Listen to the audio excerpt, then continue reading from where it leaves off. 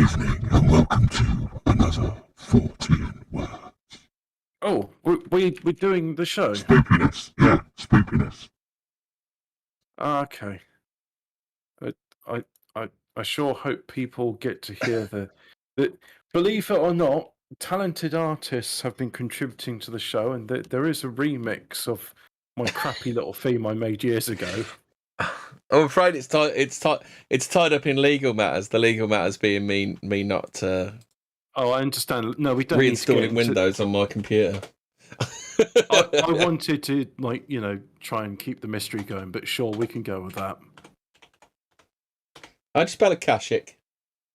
Oh, you know what? Somebody asked me that today. Is it IC or IK or ICK? It's a cash, but cash with a K. A cash. Akashic. Yeah. Akashic, maybe. Oh, Sarah Cortez. No, come on. Let me get it right. Come on. Akashic. Oh, there it is. I got it right. IC. Read. A cash IC. Yeah. Yeah. Reading Akashic Records for your soul. Reading Akashic Records for your soul. Is Save the Casbah an Akashic record? Well, if it's something that exists, then yes, because everything exists in the Akashic Records. Are we live? Are we live? We're live. Oh, do we sound live. that good? Okay. Do we sound that good? Sound like we're pre-recorded. Wow. It's this live or pre-recorded. Yeah. Yes. Is that? We'll take that as a compliment, I think. Not only that, but we would just sit. Oh, I was going to make some sort of joke about saying hey, let's tell the audience we worked really hard and saved up a bunch of episodes so we wouldn't have to do work ever again. But yeah, that's it. We've recorded 400 hours of content, and we won't have to. I thought it was no, it basically what it was. I had to set the stream up while I was still at work on my phone, and it wouldn't let me change the record. So it was change the title, so it was on still 114. That's why. Okay. That's why people think it's a different episode.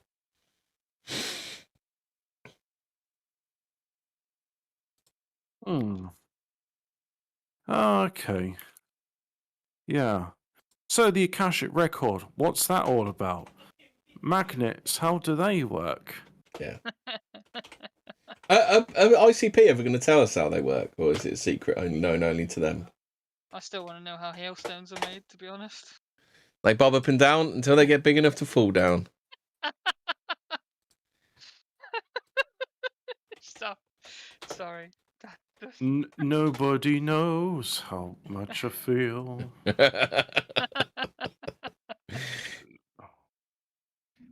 Nobody knows the feeling.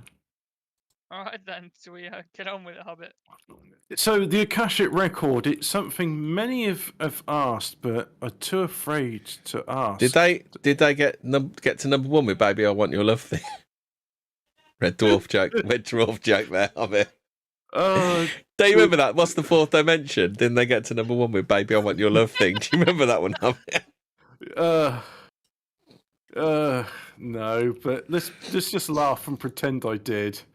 It's funny. I've seen every episode of Red Dwarf, and most of these references. Right, Red Dwarf is so ingrained on me that the one time I had my most profound hallucination was when I was on. My friends were watching Starbug because they're like, "We don't want to listen to drum and bass for 5 hours, and don't want to dance." I'm like, "We're gonna watch Red Dwarf now, and you can." Do I need more volume? Fuck. I've can just, you hear me now? It's all right. Can you hear me now? I've 1, just 2, 3, testing. All right. I've just turned you up in that's Discord, nice. so you'll be fine now. Okay. That's fine. But anyway, it's yeah. So one of the most profound hallucinate. I'm gonna do a zero here. I was very under the influence at the time. But it was very profound, you see, because I could see Zero. If you are listening, just fucking come back, mate. Come back. We miss you, Zero. This isn't me taking the piss. This is actually flattery. We actually love and we miss Zero. Yeah. So I was in an altered state. So much I honoured you, Zero, that you didn't realise. But in August, I made a song and I used you as one of the samples in it. But you'll never hear that because of copyright reasons or something. But anyway, yeah. So I was in this altered state, and when I was on it, right, I could see the Akashic Record, which showed me Starbug, and like I could see under the table where Lister had put the chewing gum, and I could actually smell Lister, and then I could walk onto other parts of Starbug. That one. Oh God, you could smell Lister. That's not good. That's how convincing the hallucination was, Hemi. I could smell Lister. Yeah, it was that good. Zero was like a cool Brian Cox, wasn't he? Because he was like, "Isn't the world amazing?" I was just having a cup of tea and thought, like, it's really mundane, but at the same time, it's not, because there's all this stuff that goes into making a cup of tea, and we don't normally think about it, right? Like water. Well, yeah, but it's more than just water, right? Isn't water strange? You just turn your tap on and it comes out. It comes out. No, literally, water is strange because it's like no memes, right? Water is strange. It's worthy of a whole episode of 14 words. One of the episodes we just have to call it water, and I'm like, are they doing like bottom titles now where they got gas, water, just smells? Isn't smells? It's amazing. Aren't smells like really strange? Like, why do we smell things? Why do they make us feel in certain ways? Isn't that weird? I think it's weird. No, but to be like the thing that Zero was saying about like kettles, and you boil a kettle and like this magic electricity comes out, and in a couple of seconds, like you've got boiling water which you can make a cup of tea with. And that is pretty amazing, if you ask me. Yeah. And I don't know how that works. Actually, I do know how it works, but this is why it's going to tie into the Akashic Records, you see, because, like, you got... Don't say you see. You remind me of the, I can't remember, the latest Drinker episode. He says you see. It's like this, you Brucey see. in the chat says that water can't bend, and you'd be wrong. You haven't met the last Avatar. Water doesn't melt steel beams. Water is incompressible. Yeah, you haven't watched Avatar: The Last Airbender, then, have you? And yet, when obviously water can bend. And when you freeze water does bend. It bends if you put a magnet on your chap. Water's incompressible. That's what he meant to say. Oh, right. Yeah. But, so the point being, like, all the steps involved, all the technology and understanding to make a kettle of water boil when you flip a switch, because the electricity and all that. Yeah, Off-License has got a good question. Why doesn't water float? What do you mean? I mean, like, if you've got, like, a pool of mercury, water will float on top of it. That's buoyancy.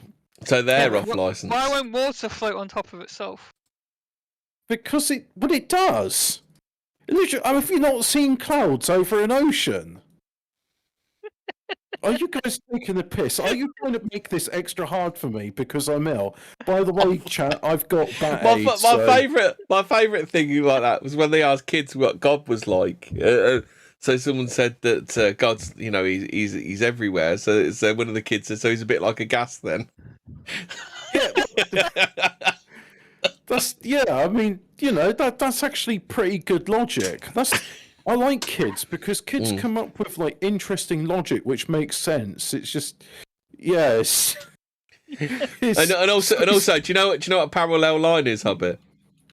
No. It's a line that gets closer together as it gets further apart. That is...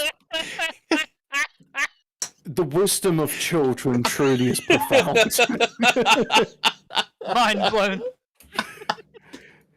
And the equator, the other one I remember was the equator. It's an imaginary lion that runs around the world.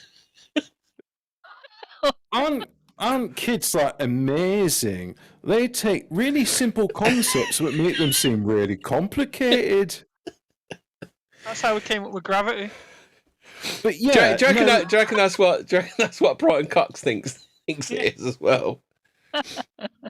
No joke, Zero did have some interest, and I always thought it's a very good question, like how mundane water is, yet it's amazing. You boil the kettle and the tap and all the materials in that. Off license said, I bet all the toilets in Oxford are devoid of water.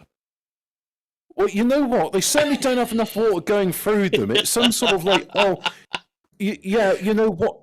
I tell you what, Oxford's really lacking. What with the continual fucking rain and everything, Oxford's really lacking in water. So what we need to do is do these low flush toilets where you have to flush 8 times instead of 1 because it saves it literally like I could spit more water than these toilets flush.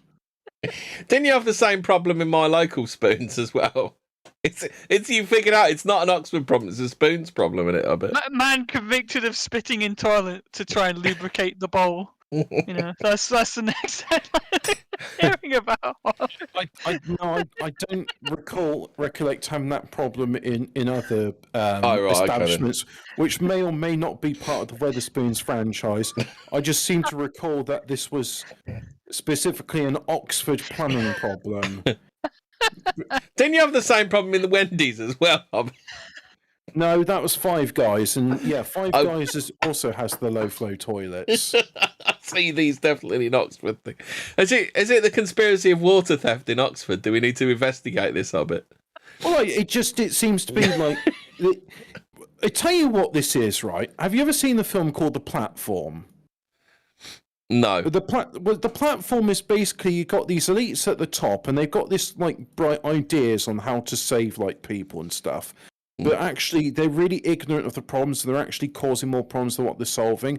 Low flow toilets are like trying to solve a problem and making it worse. Because there's the idea of like, wouldn't it be great, right, if every time you flush your toilet, it used less water? Yeah. But never actually stopping to ask, like, yeah, is it using less water though, or is it using more water?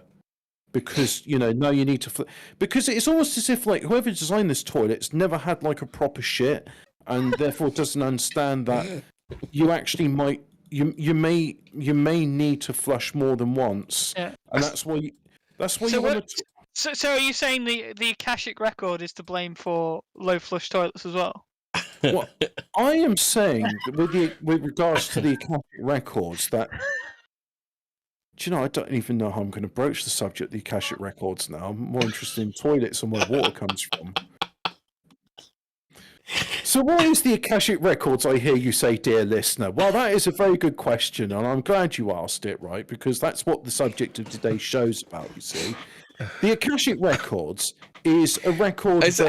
Dom's got one question. Are they low-flow toilets who just taking massive shits? I think... Is it a little column A, little column B? Is it? This wouldn't be an issue if we had full-fat toilets which gave a proper, gave a proper flush. Yeah. I mean, if we suction, is that it? That's why you have to have proper suction.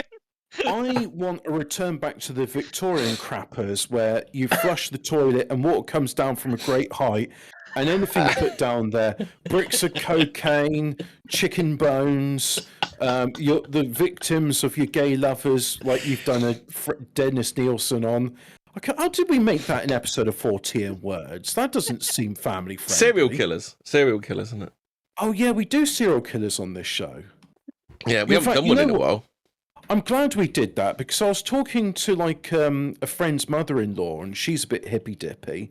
He's on her side though, and it was just because like I was describing how evil my friend's mum is to this woman. She says, "Oh well, with feminism, this wasn't supposed to be the issue." And I said, "Well, unfortunately, feminism doesn't account for monsters like Murray Hindley and my friend's mum." Do you put them in the same bracket, do you, your mate's mum and Murray Hindley? If there's a Venn diagram of evil, my friend's mum and Murray Hindley are in the evil circle, and I'm not sure what it's overlapping with. But... Hey, Jojo Gizmos, bang on your problem. Also, these modern bogs that are so skinny, I block them every time I have a crap, so I have to put 5 litres of bleach down. How environmentally friendly is that? I mean, at this point, it's pretty much just saying, like, look, don't even bother with, like, the cistern in it, because it's not going to be enough. Just have a bucket of water nearby so you can do a manual flush. It'll be fine. It'll be fine. Once you're eating the bugs and shit, you'll be crapping like pellets. You'll be fine when you low eco toilets. Just eat the bugs, Hobbit. That's why it's coming. You know. That's why. Is this problem reaction solution? Problem shits don't go down the toilet. Solution eat the bugs. It is what it is. Yeah, but it's the solution to a problem that nobody wanted because, like, for example, nobody wanted these low-flow toilets. It was a solution to a problem that didn't exist. I mean, look, if you're living in somewhere like the desert, maybe a low-flow toilet, or maybe even better, don't use water to flush, and you know, this episode could be called the Akashic Record, right? Yeah, because it's like, oh, this episode was really shit. I mean, I wanted to hear about the Akashic Records and Edgar Casey and all of that. I wonder if that geezer, do you remember the geezer that complained about the Fred West episode? Do you reckon he'll do another complaint about the Akashic Record? I wanted to listen to some hippy dippy bollocks, and all I got was people talking about toilets and how they don't work properly. Well, I think it's a very important issue, and it's not being addressed. And frankly, someone needs to talk about the pressing issues which affect all men. The missing water from our bogs.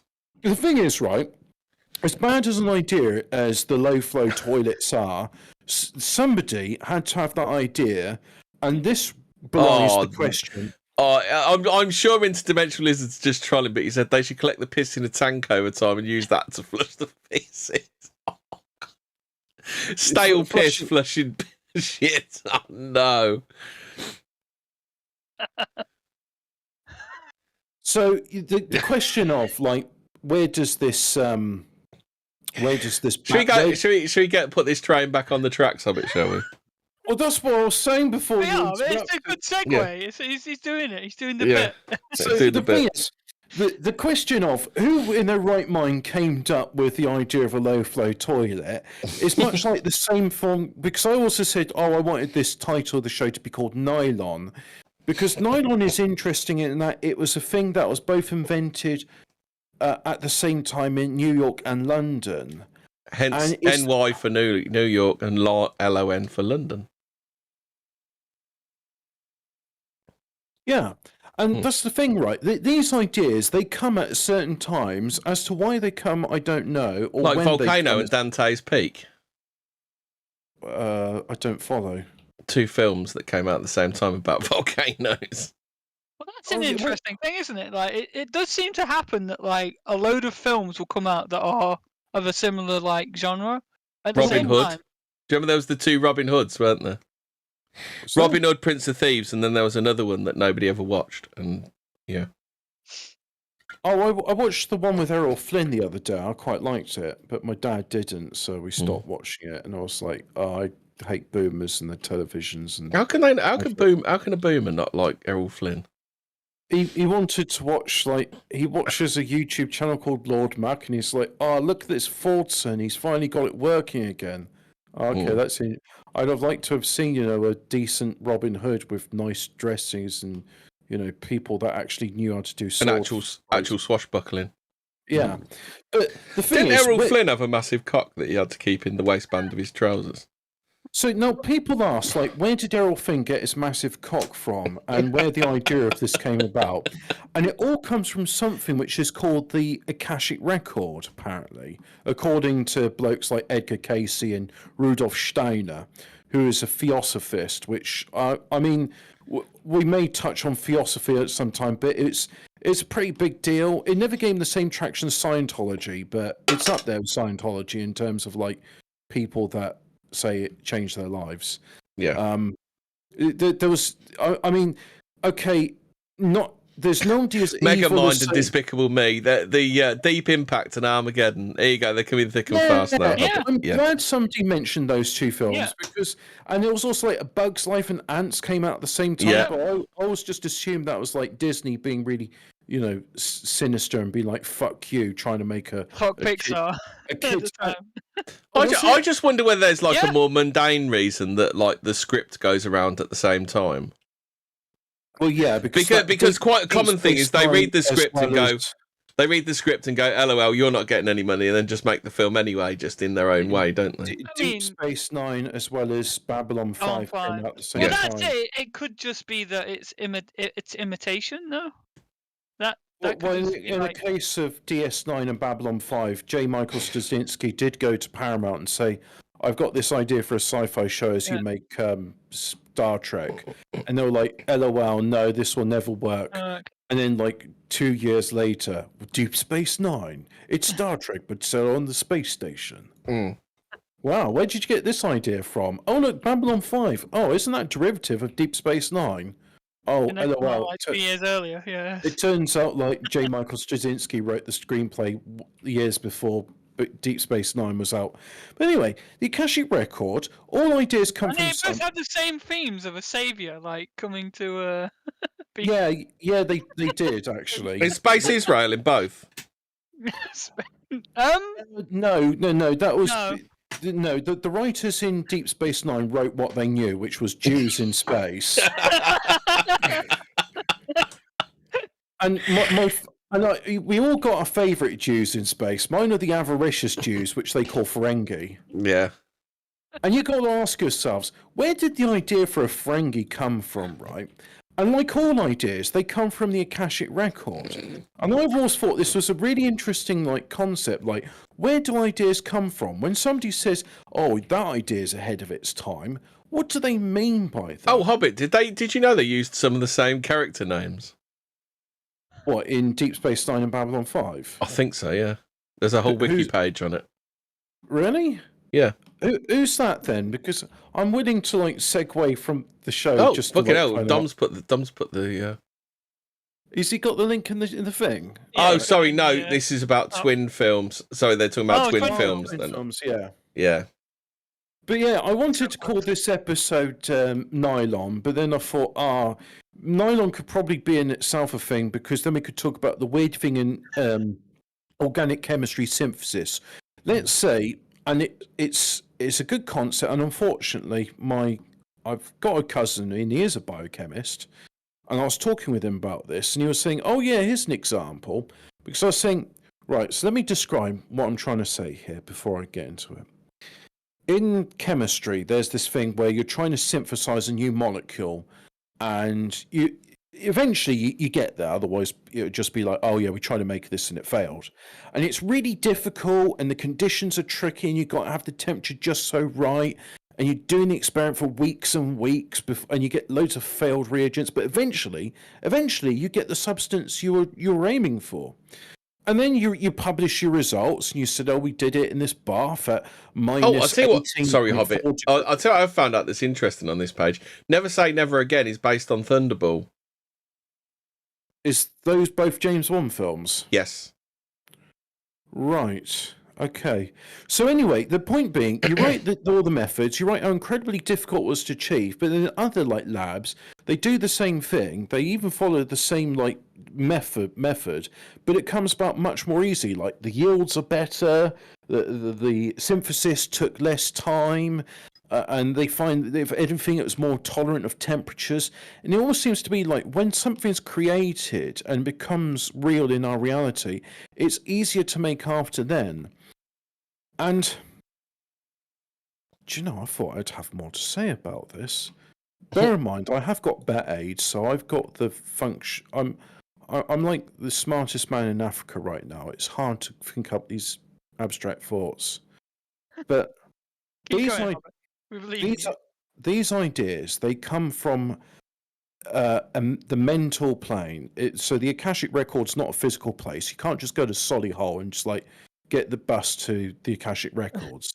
It's the mental plane, and according to the Theosophists, they say it's not just every thought that man's had, but every thought that a woman's had, or like a dolphin, or an ant, and a blade of grass, and anything that was, will be, or is in the Akashic Records. So, you could argue, and I'm sure some of us might argue, that leads to predestination.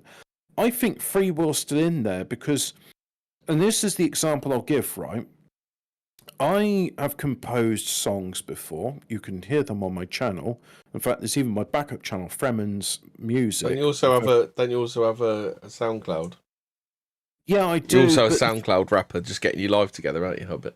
I'm just getting my life on track, going to school, etc., etc. Actually, I might be going to bus driving school soon because, like, if they're willing to pay for it, I was like, yeah, I'll drive a bus. I don't want to drive a bus. I just want the thing on my records. Like, I'm going to be like Corbin Dallas, and he rolled us out that long list of like vehicles which I'm legally entitled to drive. What's the Akashic record for the 100-meter sprint? Dumb elf kicker wants to know. Well, that's the thing. Is it a 4 or is that a physical feat? I don't think like physical feats are part of the Akashic record, but yet they do affect our physical reality. Because, for example, my songs, I sometimes have dreams or I hear melodies or I have daydreams just before I go to bed. And I go, oh, yeah, that's a pretty good song. So is Deja Vu part of the Akashic record? Don't know. Now, that is a very interesting, that is interesting you mentioned that, because I've heard, people mention that Deja Vu is basically a split in you from, dying to you actually surviving kind of thing. It's where you realize that, you've gone down the wrong path and you're taking a new one. All right, okay. That's another topic for another time. I think that's interesting. One of the examples of Deja Vu I can think of, and I want to know how it fits in that theory, you see. So I was in home economics class or something, and we're doing tie-dye pillows, because this is a really important thing to know later in life, how to tie-dye a pillow. And I'm just sat there, and we're supposed to draw these designs. What it's like? You're kidding, right? You literally just bunch up the cloth and it makes a thing. It was all this bullshit make work stuff. It really pissed me off. But anyway, I'm sat there just thinking about how pointless this all is. And I'm sat in my chair and just going, hang on, I've been here before. And they're like, yeah, you were here last week and the week before that. You know, this is the lesson you get. It's like, no. Exactly here in this moment, contemplating how worthless and pointless this all is. Yeah, what's new? No, I'm not shitting you. This exact same circumstance, you're sat there going nothing's new, and rolling your eyes when I'm saying that this is a profound moment, because it wasn't a profound moment. It was a shit school and it was a shit building. Do you know I've got an even worse Deja Vu than yours? I was watching EastEnders with my girlfriend at the time, and I'd already seen the whole episode. I was literally reciting the script, saying what was going to happen and everything. It was like the most mundane shit Deja Vu ever. Oh, you just go, yeah, I know you're going to say that. Yeah. And here's where they say this. And I was saying to her, I've already seen this episode. But and before you say it wasn't a Sunday, the omnibus when it used to be on. I was literally like, yeah, this is what they do, and that person sits there, and that's what they say. And I was like that the whole episode. It was a bit weird. I think Ian's trying to tell us that Deja Vu is part of the Akashic Record. It's that Deja Vu. Ian, if you know about the Akashic Record, you can pop on. It's Deja Vu part of the Akashic. It's repeating himself. Yeah. Yeah, Deja Vu is you've seen an event before, but Right. So here's the thing, right? The completely mundane in a classroom situation, and I didn't even have a needle. So at what point was my life in danger? Are you saying that? Yeah, like I say, my life wouldn't be in danger by watching an episode. Well, I don't know, it might be. I'm not going to go and top myself. But my life isn't in danger when I watch an episode. It's EastEnders, is it? Well, no, but no. In this case, it was referred to in context of the guy was saying that. This Deja Vu had happened when he was on the road, basically, and he'd had Deja Vu that he felt like he was gonna Dom says in EastEnders, someone always says what's going on or who's minding the stall. But yeah, so no, there are the Deja Vu being kind of like a split in the timeline thing is a different thing maybe. It could. Yeah, I've always wondered whether it's somebody else changing the timeline. And it's kind of everything reordering. I mean, we've all had Deja Vu experiences here, right? You've just been like, holy shit! I've seen this before, right? I've had more than one. It's like, oh fuck, I remember this. I remember this. Yeah. Actually, I always remember mine as a dream that I've had. No, I remember this dream now. No, mine have always been when I've been awake. I'm like, I swear I've seen this before. I swear I've done this before. No, I've always dreamt my deja vu before it happens. Yeah. So what is he saying? The Akashic Record is me tapping into this Akashic Record and then reliving events that have yet to happen. Oh, I get it. So the deja vu is like you've accessed the Akashic Records out of sequence, but like most people, you haven't realised what you've done. Yeah. Well, you don't realise it until you experience the actual event, do you? Because otherwise you think it's just a dream, don't you? Yeah, you just think, the familiarity is not there until you actually then relived it, but you've already felt like you've done it before. Yeah. So, I mean, this concept's pretty vague, and, like, again, chat, bear with me, I've got a bad age, so any coherent thoughts I had are gone. But, like, what about, like, you know, the concept of telephone telepathy?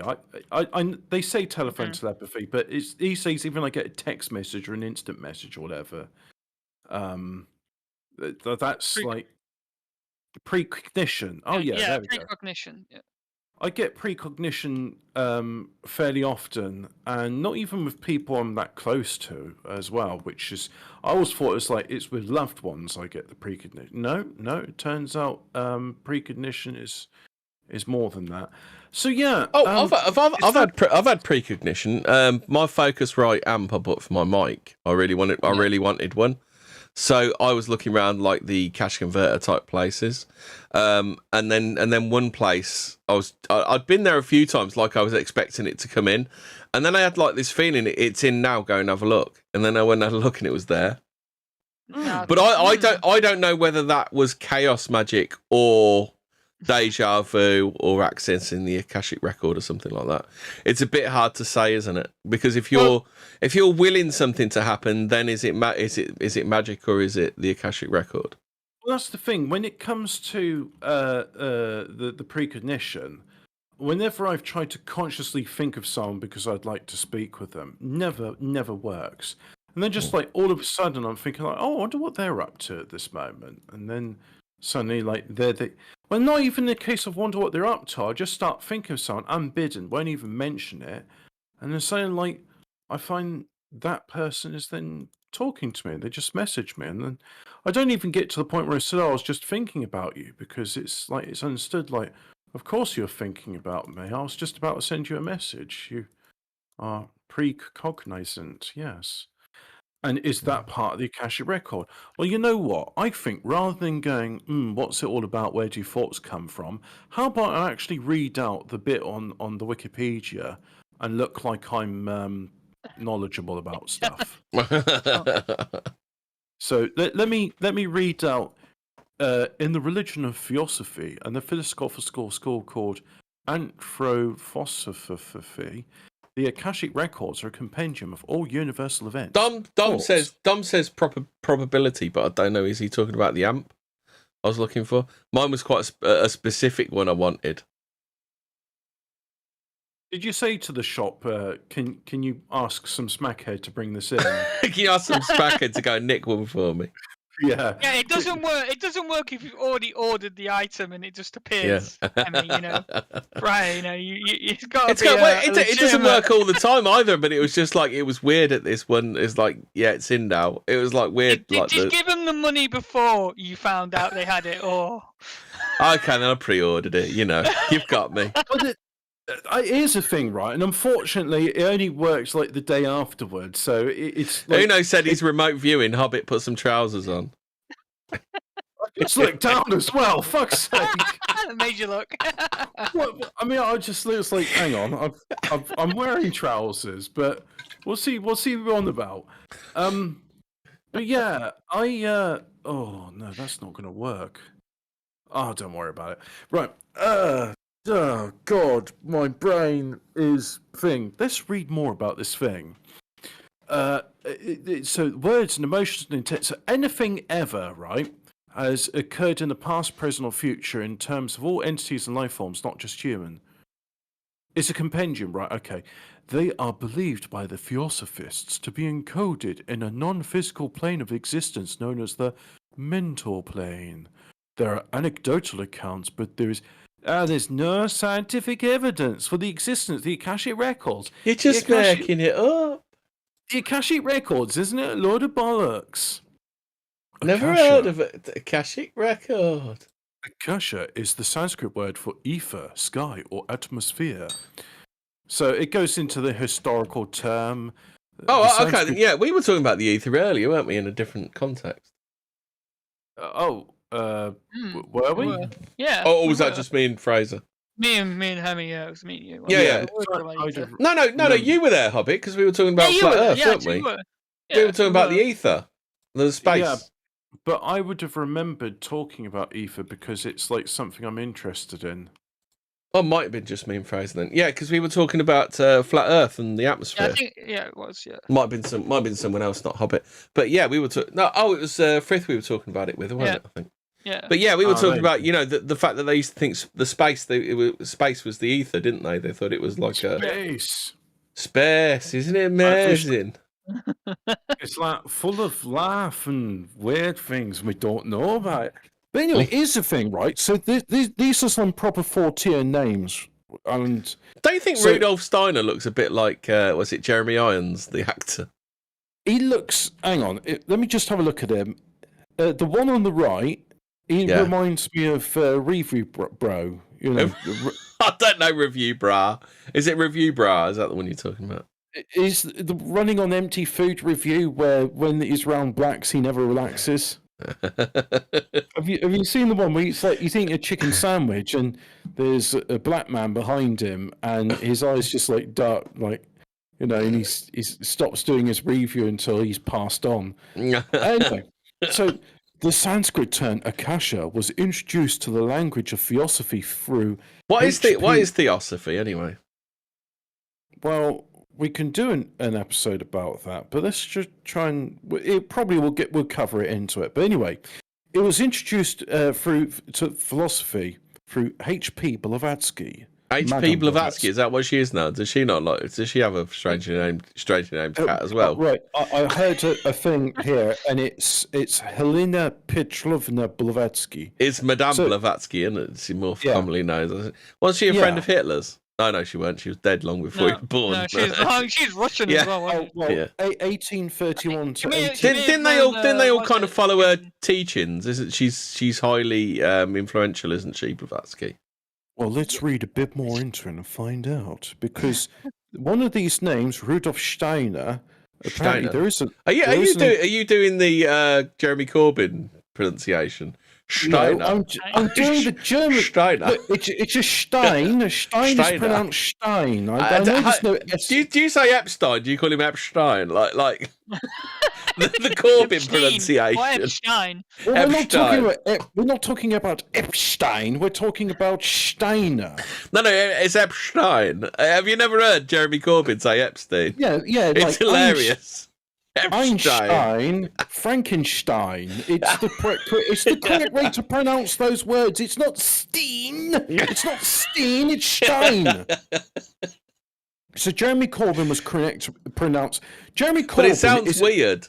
Jeremy Corbyn was right. Yes, Jeremy Corbyn can pronounce things correctly. Moving on. Chippy Tits Clips is betting £100 that you die live on air, Hobbit. You know what? Dom wants to know, is that H.P. Lovecraft's maiden name? I would like to be, for fuck's sake. The audience are trying to derail the show, Hobbit. Well, joke's on them. I derailed it before we even got into it, so duh. What? How's that a joke on you? You're the audience. You've just played yourselves. So anyway, Helena Petrovna Blavatsky, also known as Niggerman, Madame Blavatsky, isn't she? Like most people call her Madame. Why are they like trying to make out there's this different person to Madame Blavatsky that like all the racists love? Is it like when they talk about like Mahatma Gandhi and they say Mahatma Gandhi is like, well, his name was actually Steve. What was his name? Like Steve, because like Mahatma means father or something. Does it? I don't know. Who's Mahatma Coat? Is that someone different?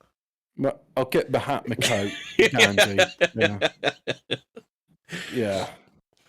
But so right. Let's read some more into it. Is that like Beijing? It's like Beijing. Why does no one talk about Peking anymore? Oh, the funny thing about that, right? Fuck, I wish I hadn't done that. Never mind. The funny thing about that is, all these airports have got like 3-letter codes for them. Yeah. Like JFK International is called JFK. Yeah. Heathrow is called LHR. LAX is Los Angeles. Los Angeles, yeah. Do you know what the 3-letter code for Beijing International Airport is? Go on, then. It's a PEK. PEK, yes, for Peking. Yeah. What about Bombay? Yeah, Bombay is still BOM. You know what? Somebody could look it up. It probably would just be BOM. Yeah. Yeah.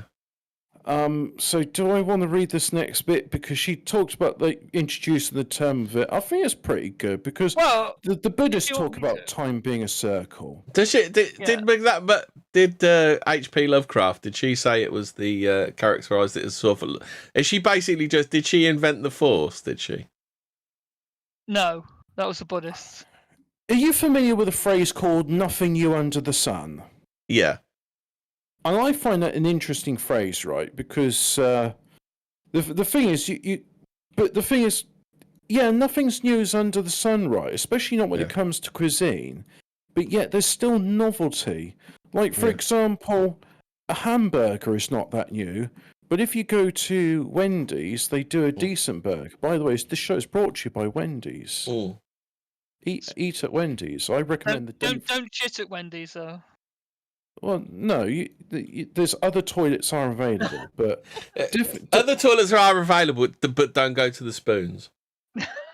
Well, look, go to Spoons if you need to do a number 1, but if it's number 2, just accept that it won't be able to cope with anything more than like a mouse dropping. Let's put it that way. So, she characterized it as a sort of life force. She also referred Dom to... suggests that PEK is short for Pekaki. Pekaki. I'm not familiar... Don't ask. Don't even ask. I'm not familiar with that extracurricular activity. Oh, no. Anyway. And as Fortean Times says, and the girl from Grey Jill pronounced Roland as Roland. I don't suppose either you remember. It's not your fault you're in eggnog, is it? So... It's not your fault you're in eggnog, is it?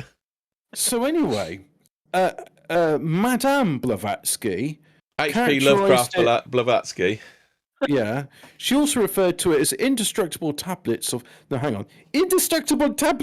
astrolight, recording both the past and future of human thought and action.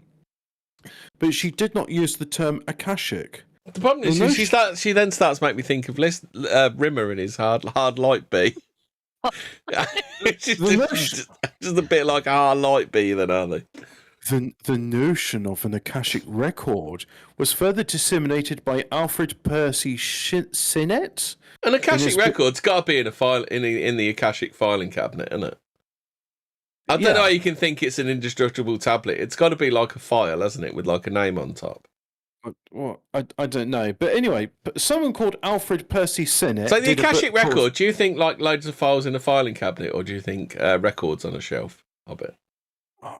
I mean, I'd like to imagine it like Microsoft Encarta Akashic Edition, where where did I leave my car keys? Where did I leave my wallet? Have you checked in your bag? Encyclopedia Akashica.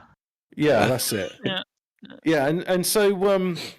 So anyway, this guy called Alfred Sinnett, he wrote a book called Esoteric Buddhism in 1883, where he cites Henry Steele Olcott's A Buddhist Catechism of 1881. Olcott wrote that Buddha taught 2 things are eternal, viz. Ashka. The comic? Anyway, he says 2 things are eternal. Buster Gonad. Is he talking about Buster Gonad? Who would be eternal from Viz then? Would that be Buster Gonad or would it be Johnny Fartpants? I like to think that the 2 fat slags are eternal. Roger Melly. Yeah, Roger Melly, the man on the telly. Yeah, I can imagine Roger. We got a new gig for you. You're fitting in for John Peel tonight, and you got to show us the Akashic Records. See, that's the headcanon I've got now. Oh, that's quite good. But if you want to vision the future, imagine the two fat slags face sitting on you forever. So, you know what? There's worse futures. Anyway, pull that from the Akashic Record. Did that come to you? Where did that thought come from? Where did the two fat slags come from? That's the Akashic Records. Speaking of which, you ever seen the Two Fat Slags movie? Yeah, it doesn't. Yeah, I think I might have a long time ago. I've only ever seen the cam rip of it when it was shown at the Cannes Film Festival. It's like, do you know what, Hobbit? I might even have it on VHS. But you. I didn't. When I reboxed all of my VHSs, I didn't catalog them. But there's a very small chance that I might have the Fat Slags film on VHS. Have you got a VHS player? Yeah. If I can find it, we can play the it. Akashic Record is literally Hemi's VHS collection. Yeah. He's recorded it all. Yeah, it's gone up now. It's not the Akashic Record; it's the Akashic VHS. I've only ever watched the film once, and I thought it was kind of good, but I don't remember. They're just naming Viz characters now. Topless skateboard girl. No, it's topless skateboard nun. It's nude motorcycle girl. For God's sake, these people. The real ale twats. There's something. The real ale twats. Modern Parents. Do you remember the Modern Parents? Oh God, yeah. The Modern Parents are very, very good, accurate. So, yeah. It's. I bet you grew up around a lot of the Modern Parents' children, didn't you? Where you come from. I know Modern Parents. That's why the thing was so accurate. Did you, when you was at school, were there a lot of Indias? Were there? There wasn't an imami at my school, and she was white. You didn't? You never had an India? I would have thought that would be like peak name for your. No, there was no Chardonnay or India at my school. Olivia? Did you have an Olivia? There probably was Olivia's, yeah. Or a Megan? Wasn't Megan at one time a bit of a poncy name? I do remember there was a Jennifer at my school, and she was fit, and she was posh as well. She was good. Yeah, I liked Jennifer. She struck me as being of the equestrian sort. Oh, the equestrian sort. Blimey. So anyway, let's go a bit more into this Akasha and Nirvana. So the Buddha says two things are eternal: Akasha and Nirvana. Everything has come out of death taxes, and right-wing groups will splinter. So the Buddha says, like, everything has come out of the Akasha in obedience to the law of motion inherent in it and passes away. What do I mean the law of motion in Akasha? Like, you'd have to ask a Buddhist what it means, but what I think he means to say is that... Should we get Brutus? Oh, no, he's not. He's with the other lot, isn't he? The Om Shanti Om peoples, yeah. Yeah, he's the other lot. The thing you have to say with... so he says I think what it means is, like, everything has its time and place, doesn't it? So like like in the case of nylon, that was an interesting thing because its time and place was the same time, but in two different places, which was very interesting. Well, you get those bands where they appear like 10 years before the scene that they would fit into very, very well and be very popular in appear, don't they? That's when we say something's ahead of its time. Like, for example, Nikola Tesla's ideas were described as ahead of his time. And I think that's why, like, when the Buddha is saying that these things come from the Akasha in obedience to the law of motion, if something trips up and, like, falls off... I'm just imagining, like, there's a horse and cart drawing the things from the Akashic Records, right? And occasionally, like, oh, the invention of nylon or fiber optic cables just dropped off the cart. It's like, whoops, that wasn't supposed to be there for another few decades. Or in the case of my dad, he reckons like the current state of technology we got, like with miniaturization and integrated circuits, he reckons we've got that like a few centuries too soon. Well, it's like, have you ever seen the Amstrad did like an email phone? Yeah. And it was a landline phone. Yeah, That's one I of those type. It's like before like email was really a thing, wasn't it? They come around before the thing. And they don't quite fit, like, or something like the Nokia N-Gage or something like that. If like Wi-Fi technology and like 4G, 3G technology, or even even like 3G technology was around with the N-Gage, the N-Gage would have been a whole lot better and a whole lot more important and a thing, wouldn't it? The problem with the N-Gage was it was just really bad design. Like you had to take off the back cover to put in a game cartridge. And it's like, what? Why not have an easily accessible slot? And that's that. Then surely the Akashic Record is BTFO'd by the fact that battery technology has not improved in the last like 20 years.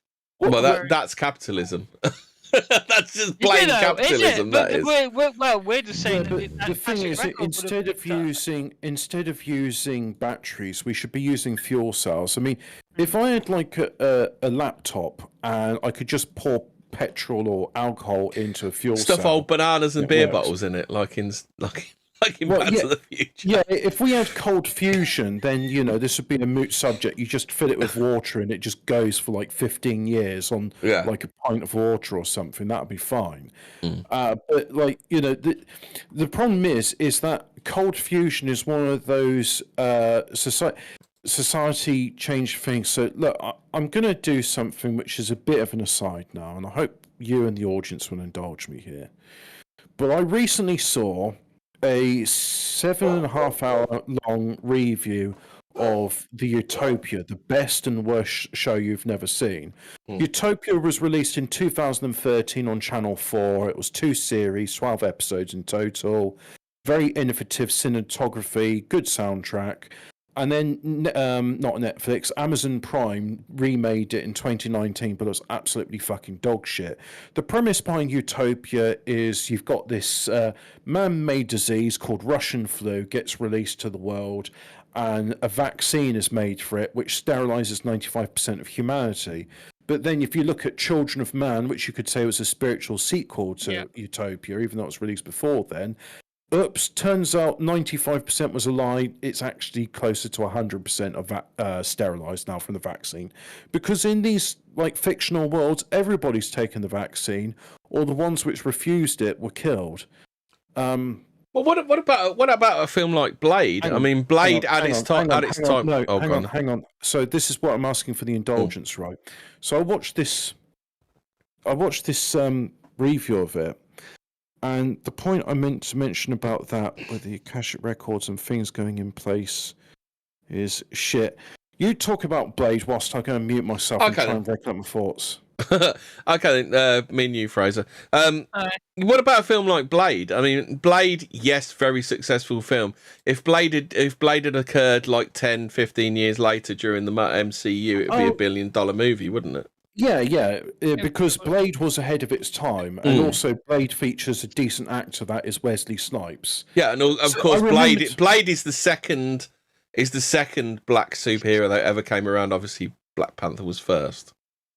Yes, because Blade never existed. Anyway, this is the point. I just remembered it, right? So Utopia is trying to say this thing of, there's too many people on Earth, we need to kill you all till there's only 500 million left. And the thing is, that's kind of like 512 million. Well, that's the soft sell, right? The soft sell is you'll probably make it in the 500 million because, you use a low-flow toilet and you recycle your plastic, so you'll survive. You can poop. You can poop and the low flow can cope with it. Yeah, you'll survive the coming genocide. Now, here's the thing, right? We have cold fusion. I mean, Stanley Mayer and others have done cold fusion where you put water in and you get electricity out, and you get more electricity in than it costs to crack the water into oxygen and hydrogen. So these things exist. They are real, and they're really happening, and it's really cool, and it's it's great and stuff. So the thing is, cold fusion would be a game-breaking technology, and that's why we're not allowed to have it. And so that's why I say fuck the elites, because we do actually have technological solutions to this problem of there's too many people on the planet, but we're not allowed to use them because then they would lose control of us. And that's it. It's about control. Oh, yeah, another thing way before its time, shared universes. I don't know if everybody knows this, but Magnum and Magnum PI and Murder She Wrote actually had a shared universe because there was a crossover between Magnum PI and Murder She Wrote. I don't know. Have I told you? I've probably told you about this before, haven't I, Hobbit? Speaking of low-flow toilets, can you cover me whilst I have a comfort break mid-show? Go on then, Fraser. What's your thoughts on the Akashic Record? Right. Okay. So, from what I'm understanding, is the record is not unlike. Well, it's not unlike Plato's theory of forms. Like everything that could exist is out there already that you just pluck from the ether, and say it be a chair or whatever, right? There's different forms of things and their designs or whatever, right? And they must be in this ethereal place. This is just that, but with emotion and history, and it is basically like a pre thing to what people nowadays call genetic memory, or I don't know if that's don't some people talk about racial memory? I don't know whether it is. This is it. This is the kind whether of it goes down to like racial memory or. This also reminds me of the hippy dippy one consciousness thing, isn't it? It's there's a one consciousness out there, and we can all. That means that everybody is all connected by this ephemeral thing that you can't touch or see or smell or whatever, right? By the senses, and it begs the question then: is is everybody able to access this? And I do believe there's some sort of psychic World Wide Web thing going on. You think? Well, what you mean? You think one thing happens here and someone reacts to it? I don't think it's as surface as that, but I think on a deeper level, I think people feel the same sort of things. If you know what I mean, the similar sort of things seem to happen at similar times, don't they? If you know what I mean. A group think, basically. Is that what you're trying to say? Not quite as far as group think, probably not as shallow as that, but like a deeper understanding of things. Yeah. Okay. Yeah. Because it seems weird that some things just catch crops up. The ramifications of it are if this record exists and it's playing out, and it is on a timeline, right, and it is linear. Well, I don't know. Doesn't we're linear. Doesn't Deja Vu tell us? It must be linear.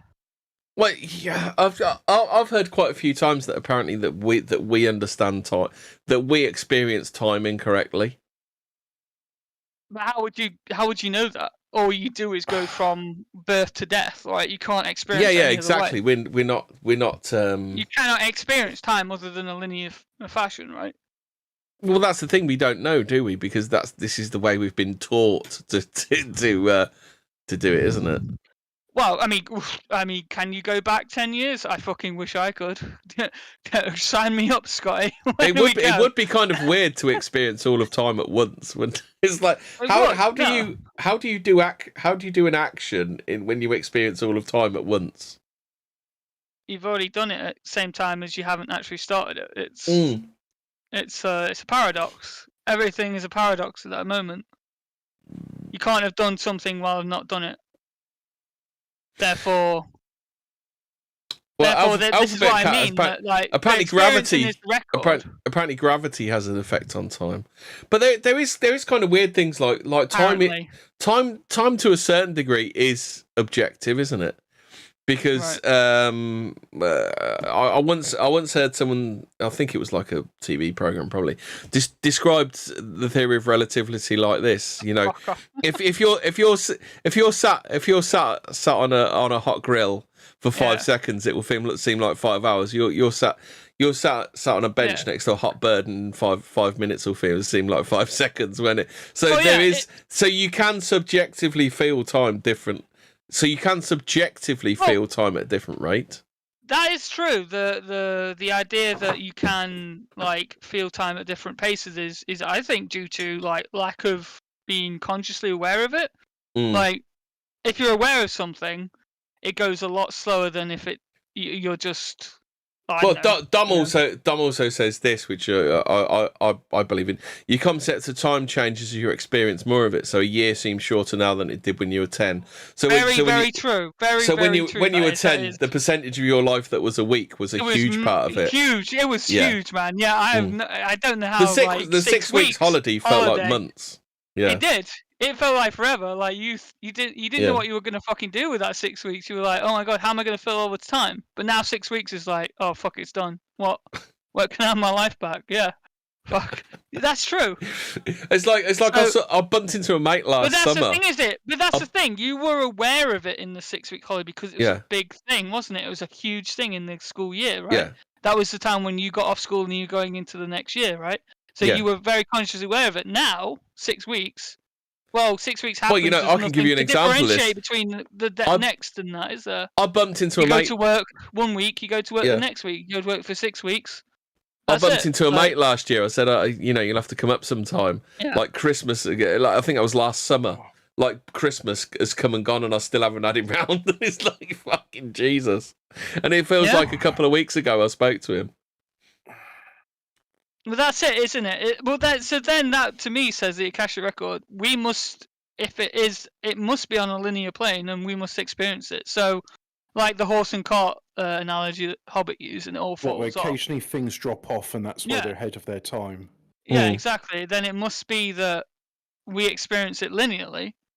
But because I think music is the easiest place to sometimes film. I mean, some of these, like I said, Blade was way ahead of its time, and also like there's some forms of music. Why? That are like... Why would you say? But okay, let's beg the question. Why would you say it's ahead of its time? What made that ahead of its time?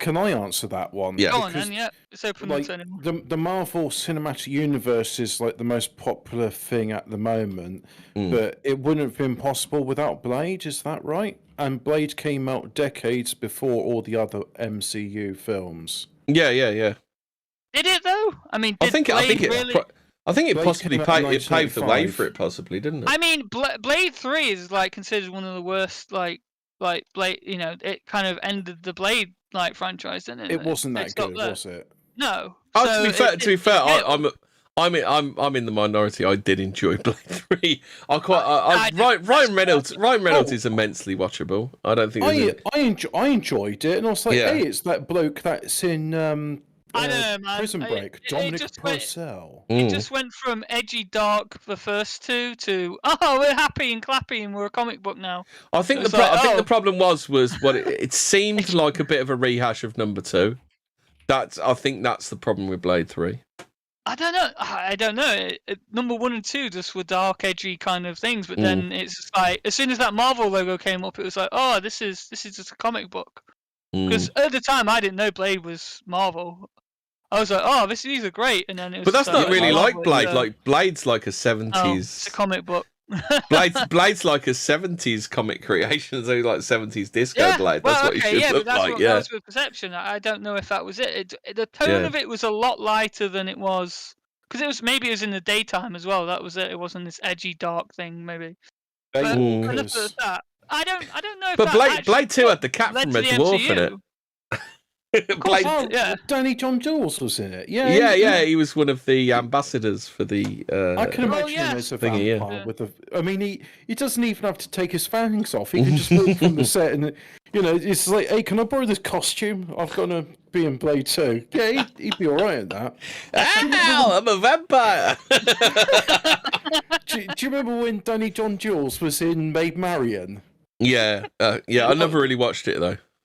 It was all right. It was basically like Tony Robinson was like, what if we did Baldrick, but like for children, and like cowpat jokes.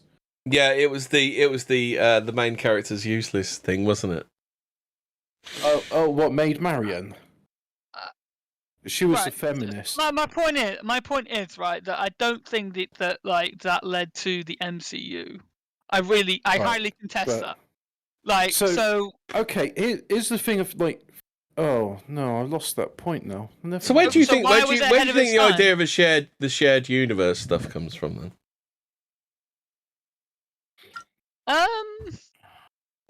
I don't know though.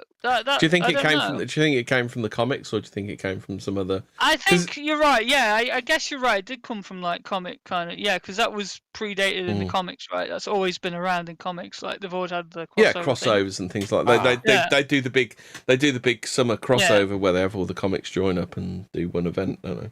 Now I remember what the speculation is I wanted you to speculate on. Yeah. So, oh, that was it. My dad's theory of... Oh, that's a decent call. I think Spider-Man was the start. You mean, are you talking about like the Spider-Man comic, the Spider-Man animated? 2 and 3? No, the decent Spider-Man animated series from, was it the 2000s, was it? Wait, we're not on about Tobey and Maguire and... No, I'm talking about the animated series. Right. It used to be on a Saturday morning. Because that had everybody in it, like Wolverine, Blade had been in that as well.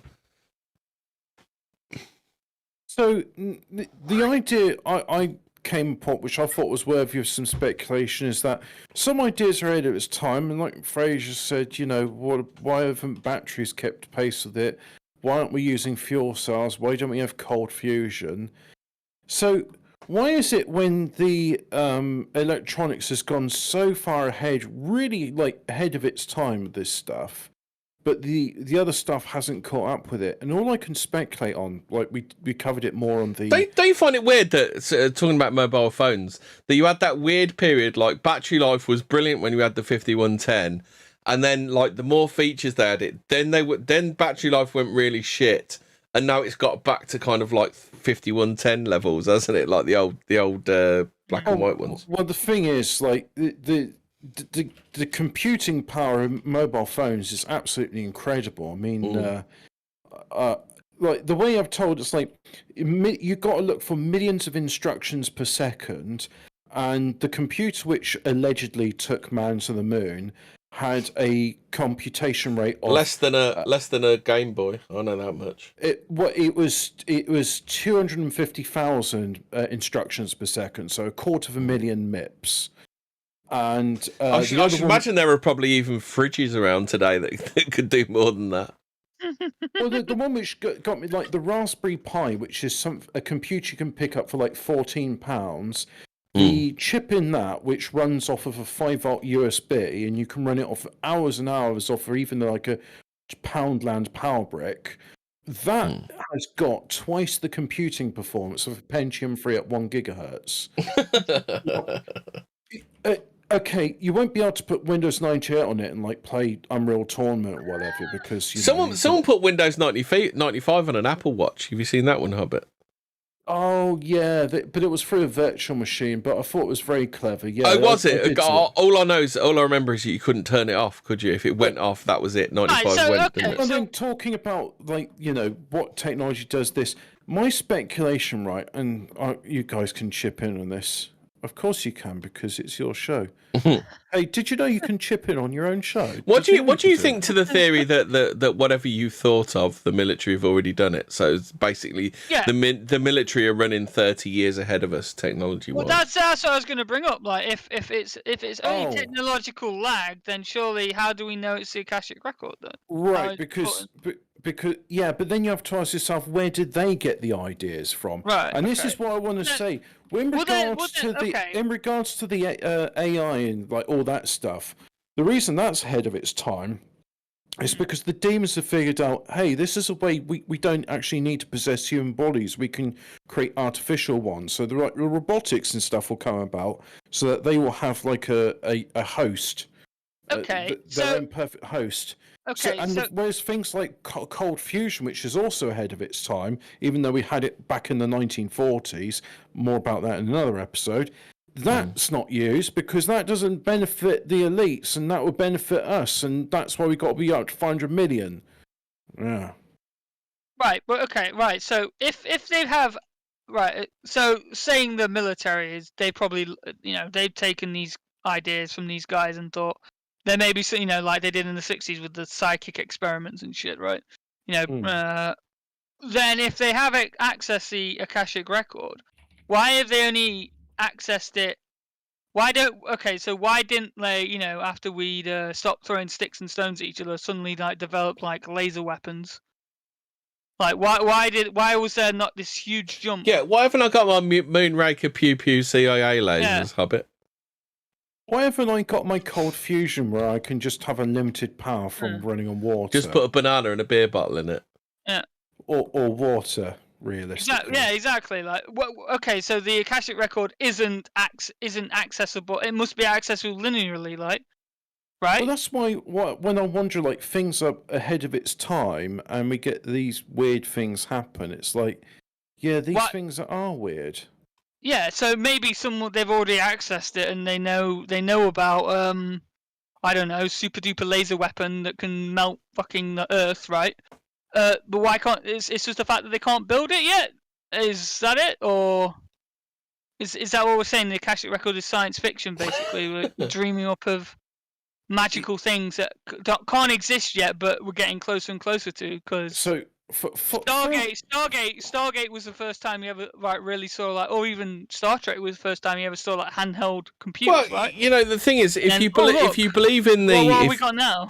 If you believe in the UFOs are military aircraft thing, why haven't you seen like commercial UFOs by now? Yeah. Well, that would be again, like, is that just a stunting of the technology stuff? Is that them hiding it, right? These elite, you know, people who've probably, you know, looked into this thing, are they they're suppressing it probably? Could say that could be the like again with cold fusion, like we don't need these fancy tokamak or ITER reactors making things as hot as the sun. You can apparently do it by collapsing bubbles in on stuff, but Stanley Mayer's water car and the British Army, the Ministry of Defence, they didn't go all the way, and I'd like to find out why didn't they do this. But do you know in the North Africa campaign, they didn't have enough petrol to run all their tanks. Rather than doing what the Japanese did, which was have diesel engines, they decided, no, what we're going to do is we're going to use Brown's gas. So they'd use the petrol with a mixture of Brown's gas, and Brown's gas, by the way, is the water if you use electrolysis to break water into 2 parts hydrogen, 1 part oxygen, in terms of not in terms of molecular weight, because then it's like 14 parts oxygen, 2 parts hydrogen. But in terms of like you got two. Anyway, Brown's gas is the gas you get when you do electrolysis of water. Very flammable, very interesting for welding. But they mixed the Brown's gas into the air intake, and then the tanks had much more extended range than if they just used petrol. But then after the war was over and the oil supplies came back, they decided no longer to do it. Now the thing is, the British Army, because we talk about, the Germans are silly with all their Wunderwaffen, why didn't they just like focus on proven technology that worked? Why did the MOD, or the War Ministry, like go, that's an experimental technology, that's cold fusion, but then they proved it works and they did it? Like, if you look at Brown's Gas North Africa campaign, it's probably a Fortean episode on in itself. But Dom asked the same question I do. Is that like the brown noise? No, it is not. I mean, somehow harness this in the toilets. Interesting thing, actually. There are Brown's gas didn't go away completely. There are commercial applications for it. Welders do use it because it's more effective than oxyacetylene. Although you do need a generator which is capable of giving a lot of kVA, more than what most commercial generators would do. And the other person I know that uses it, I'm sure there's more than one company that does it, but where I used to work was next to this garage, and they'd have this consultant in his van come, and in his van he'd have a generator and he'd make Brown's gas. So he'd have connect up to some water, and then he'd make the Brown's gas, and he'd run the engine, and then he'd feed the Brown's gas into the air intake of the vehicle. And I said, so what's that doing? And he says, well, the Brown's gas, it's magic, and it cleans the soot deposits from the car. It will burn them away, but without burning away your pistons and the valves at the top. That's what's at the top of the pistons, yeah. And it's really good because then you cleaned your engine. I was like, Brown's gas. I said, that's an interesting substance. He says, yeah, it is. And I said, you ever seen the welders they use there? Oh, no, I didn't. You know it's used for welders. I said, did you know they were using it in World War II? Oh, what were they doing that? And I told him about the North African campaign. Then he looked at me like I was crazy because, like, why?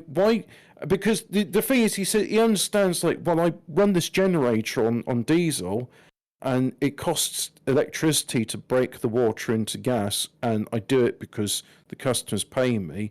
You're saying I could put the gas back into my generator? No, mate, that's perpetual motion. That's a load of bollocks. But the thing is, it really just seemed like, I mean, I think Stan Mayer was tortured, then killed, and I meant he's the most famous one. But there's all these people, not just Stan Mayer, which have gone like, you can have cold fusion, you can have this absolute, it's a proper clean technology, right? And, oh, it can be weaponized. Well, so can petrol. Like, petrol can be weaponized. These, you know, all of these technologies. Uno says, I think we'll become a society equivalent to a Xena barrier. What's a Xena barrier, Hobbit? Xeno barrier. Xena barrier. Let's have a look. Let's have a look at. It The sounds internet like an is the anime. thermometer. I think we become society equivalent to a Xena barrier. Uno, you're going to have to explain what that is because I don't know what it is, and Hemi or other guy doesn't know what it is. We've all got names. Yeah, Fraser, that's it. Like, you know, and the other one. So it says here, it says a Xena barrier is an associated equipment that is installed in the safe area. It's designed to limit the amount of energy that could appear in an electrical circuit passes through the hazardous area despite the connection before the barrier. The barrier consists of resistors to the limit of the current, Xena diodes to limit the voltage. I don't know. No, I don't know. Wait, so he's misspelled Xena then because Xena is Zener, and yeah, Xena diodes are very interesting. I was a Xena diode. So a diode will let electric current flow one way, but not the other. But a Xena diode will let electricity flow up to a certain voltage, and then beyond that voltage, it has like huge resistance. Probably up to a bit where, and then if you put even more voltage, it will just explode. But up until that point, it's weird. It was like, that was it. Yeah, because I remember as a kid going like, Xena diodes, I could have like a dynamo, but I could use a Xena diode to regulate the flow so it wouldn't blow my light bulb. Because there was times when I'd go down the hill on my thing and I was going too fast, and the dynamo would make the incandescent go so bright that it would like burn out. And by putting a Xena diode into it, I was able to limit the voltage to below 12 volts. And I felt very clever doing that. Yeah. I was a clever fella, I was. Yeah. I was clever and I was a fella.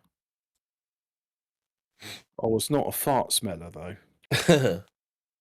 So the Akashic Record, what were we saying back to that? We got into Xena barriers. Yeah, I don't know. Well, I think we're trying to like figure out whether like how you determine like something that has been like gleaned from this record and what is just. Oh, this is the thing, though. Everything, even like mundane thoughts of what burger shall I have today, or you know. So do you think the Akashic Record is like a worldwide net of human consciousness? Well, that's what they're saying it is, right? That's what the Theosophists have said, that this is like it's all human thought history, and even animals and that, right? So you could experience dolphins and shit. You know, you could literally go and rape some people in a pond somewhere. Even ants. Like a blade of grass. That if the blade of grass has a thought, it's in the Akashic Record. Yeah. Do you believe animals have souls? Then, okay, here's a question. No. No. A human soul? No, absolutely not. No, I don't.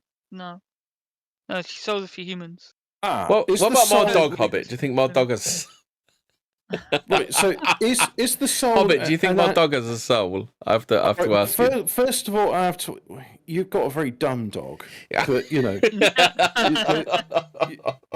it's your dog is dumb, but that doesn't mean it's not without a doggy soul. Yeah, because I was having this argument, and this is why I think Protestants are full of shit, because they say animals don't go to heaven because they haven't got hot souls, and I thought, well, if there's a place, if I go to heaven and there's not like horses and dogs which I have known there, then that's not heaven. I know this sounds a bit weird, but I think an animal only has a soul if you look it in the eyes and you can connect with it. Like if you look at a dog, you can look at a dog and you can connect with it on an emotional level. All right. Well, this is where I wanted to bring it into the second part of the subject, because it's not just a case of where thoughts have come from, but I should read Descartes because I think therefore I am ties into what I've been thinking recently. But I've been having like some very selfish, egotistical thoughts, like I can't prove anything existed before I was born. And in those formative years when the world didn't make much sense, it was not really. How do I know I'm the only real? How do I know I'm not the only real person in an unreal universe? Well, that's a good question. I've just had a mind-blowing moment. What if this is the Akashic Record? What, you mean this show in particular? YouTube, the platform? Everything we are here now experience. Well, if the Akashic Record is all human lives, moments, and that, right? What if we are in it right now? Well, yeah, we are. Well, we're access to it, don't we? But we access. Well, that's it. Like, so when you die, if you die. No. Fraser's not saying are we accessing it? Are we in it? Is what Fraser's saying. Right now. Well, what if we're in it means we're also adjacent to it? Well, no. What if we're being here in it is someone accessing the Akashic Record? What if we're just the thing playing out and someone else is observing us? Because then there is the phenomenon of the observer, right?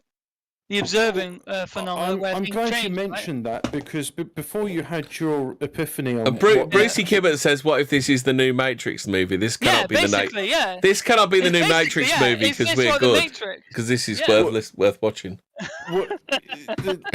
This isn't shit. I'm glad you mentioned this thing of like, what if us talking about the Akashic Record is the Akashic Record? Because what Emmy said, when like the animals have a soul when you look at them and you make a connection, what if like the very act of us attributing love and affection to these creatures is where we impart a bit of our soul into them, and maybe that's when they die we feel pain because part of our soul is now separated from us.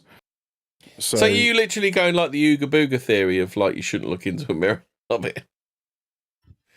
You shouldn't have a photograph because that steals your soul. Yeah. Well, I don't know how me saying that like. Well, you think about it. These Insta thoughts are very soulless, aren't they? There's something to be said if your life is projected by the paparazzi and every day in life, you haven't got much privacy and. Your soul's bared to the world, isn't it? So there's truth to that.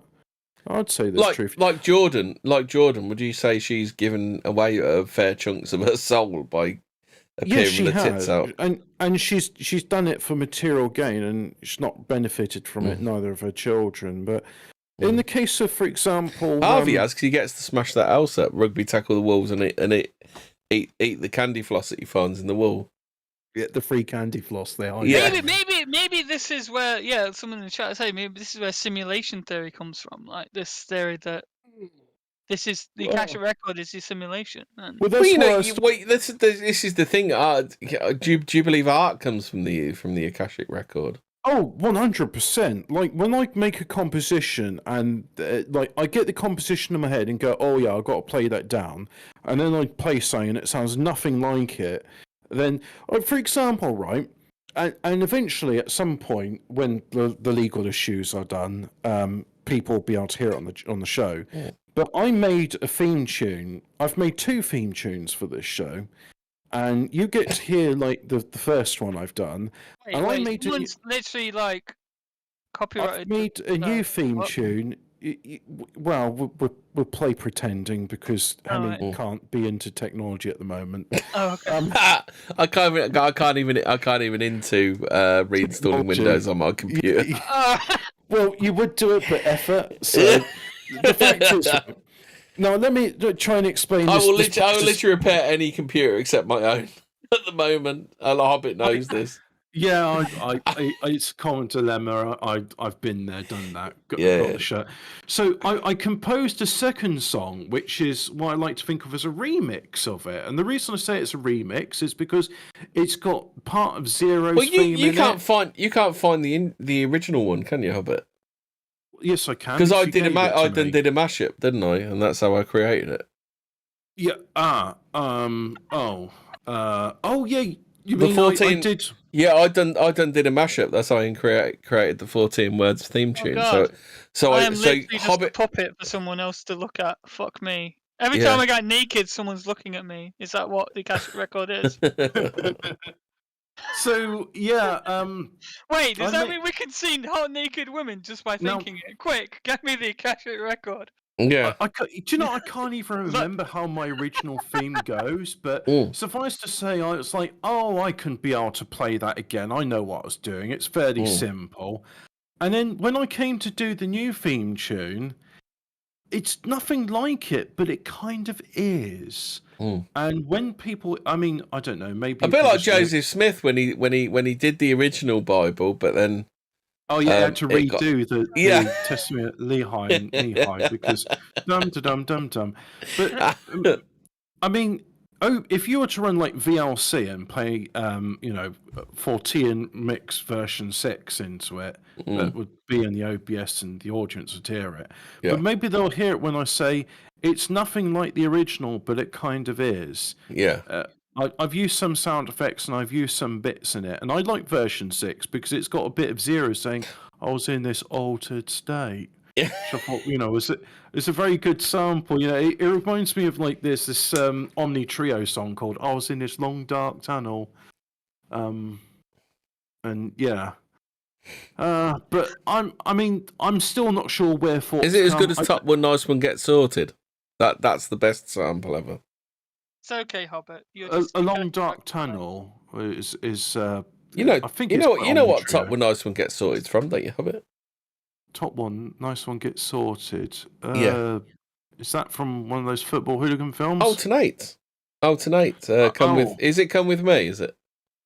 Top One Nice One Gets Sorted. Here's the thing, though. I mean, like, this is where our is it Activate Alternate? I can't remember what the name of the band is now. Is it Activate? I was never really into the like late 80s, early 90s. I still wasn't into the early 90s stuff. I do love LFO and Suburban Bass, Boogie Times Tribe. And they were early 90s, and that was called, I think they called it hardcore techno. It was what predated jungle and drum and bass, but it's the same sort of spirit, if that makes sense.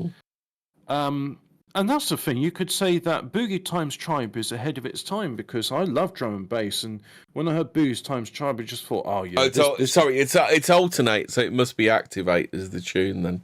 Top One Nice One Gets Sorted. Yeah, because you had bands like Ashen Trip to the Moon. That wasn't drum and bass, but that's still good. Well, that's classed as a rave tune, isn't it, sometimes? What? Ashen's Trip to the Moon? Trip to the Moon, yeah. Trip to the Moon Part 2, isn't it? And there's, you know what, there's even a Part 3 and a Part 4. The Part 4 was done like a decade afterwards, but it's still canon. Is that the right word? Yeah. I'm going to say it's canon. I don't think I'm any closer to the place of where thoughts come from, but the Akashic Records is a name given to where. I think the Akashic Record is like a worldwide internet consciousness web.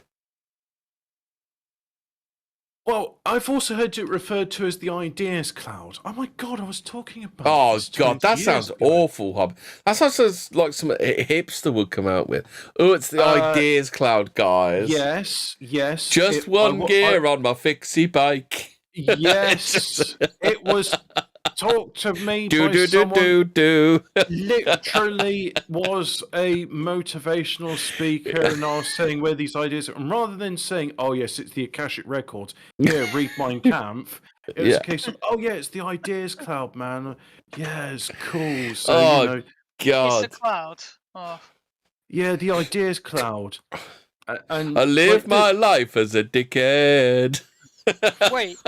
So I when literally when used to go to this Microsoft- person to score some weed. So when Microsoft made the Xbox One, they were tapping into the Akashic Record with the power of the cloud, right? Oh didn't no. work. the ideas cloud. As Brucey Kimmett said, has epigenetics been brought up yet? No, it hasn't. And No. Brucey, give me an example of how epigenetics ties into this, because I actually have studied epigenetics and be happy to talk about it. So you feed me the lines and I'll do the bit. Well, there must be something that babies access, because you can't be born with no knowledge whatsoever. Well, that's it. Well, that's what the Buddhists You can't be were born saying. with no knowledge whatsoever, because Something babies doesn't come know from to nothing, breathe and does it? stuff, don't they? Is blood memory Akashic Record, or is that something that's Genetic just memory, in that's what your we're saying. bones? Yeah. Is there a Yeah. genetic memory then? But the Akashic Record is a collective thing, right? So it wouldn't be genetic memory, because genetic memory would be only from the people in your lineage, not other people's memories, right? Or experiences, basically saying. Because it's like strange, even animals like horses who have got like 4 legs to fucking sort out, like know from when they're a baby how to use those legs. So is that a genetic memory? Is it Akashic Record? What do you think?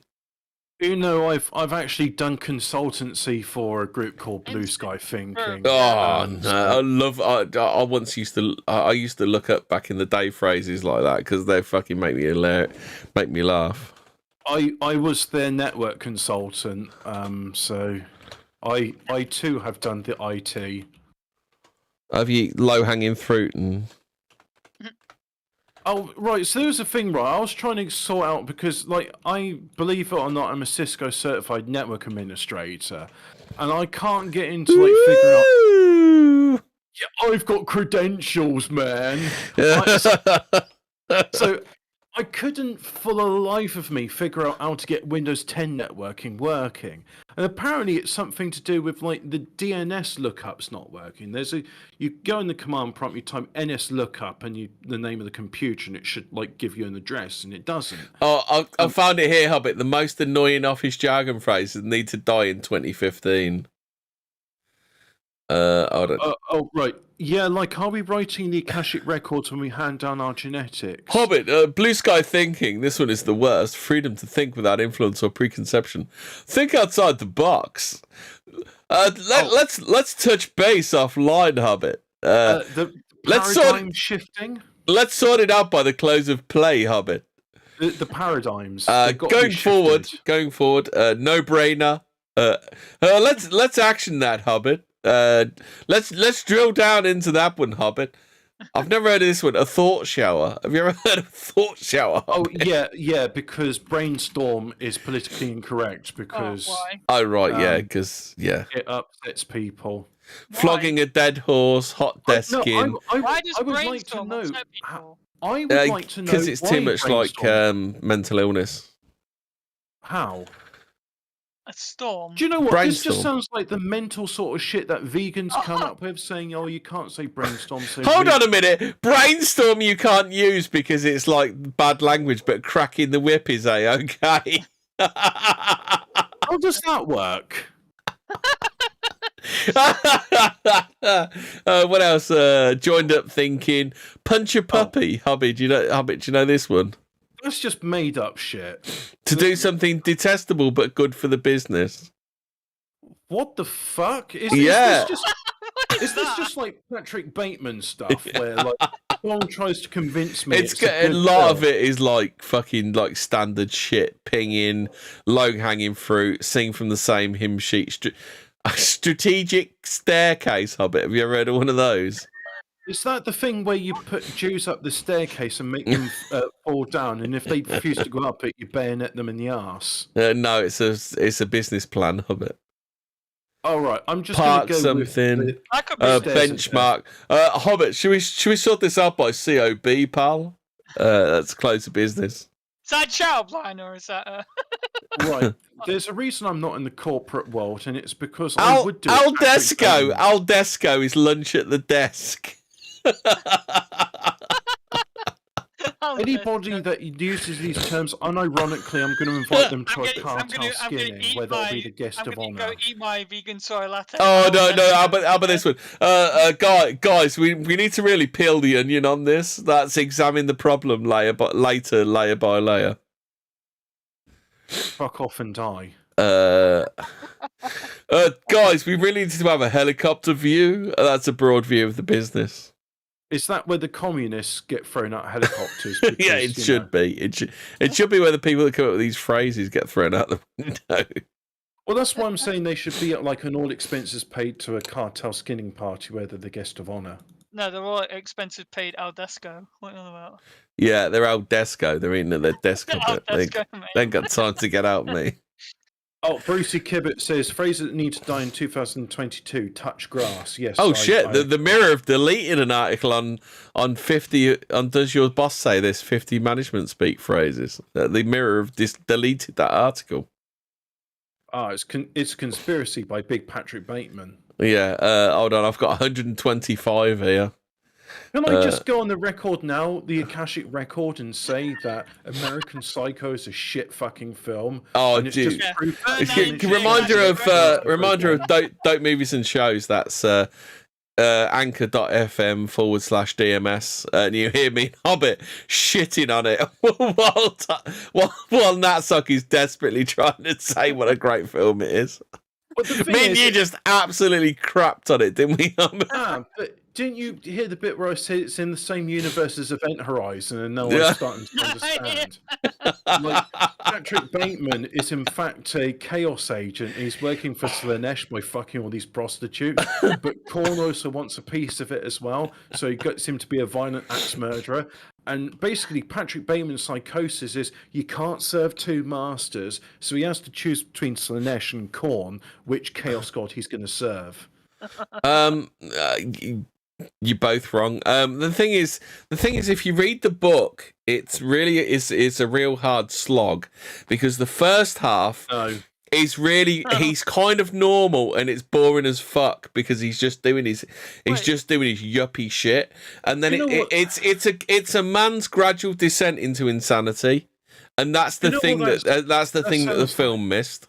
When someone tells me something's a real hard slog, it's like saying it's worth eating this pickled cabbage with smoked kittens. Oh no! It's absolutely not worth it. I'm not telling you it's worth reading at all. Oh, okay. Because of the bit when he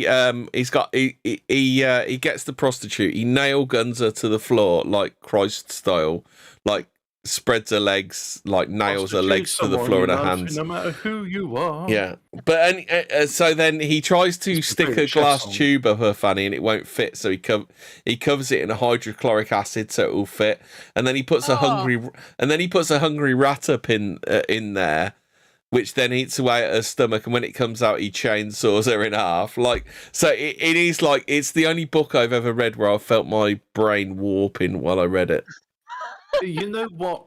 There's a film by Troma called Terra Firma, and there's a scene where like this man thinks he's going to get some with the protagonist villain, and so what she does, because there's like a brick of cocaine on the table, she gets his bong, smashes it in half, stabs it in his ass, and uses the bong as a funnel to like shove a kilo of cocaine into his bum, where he starts to overdose.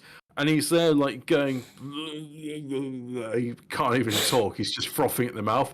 And she says, "What's wrong? I thought you wanted to get stoned off your ass."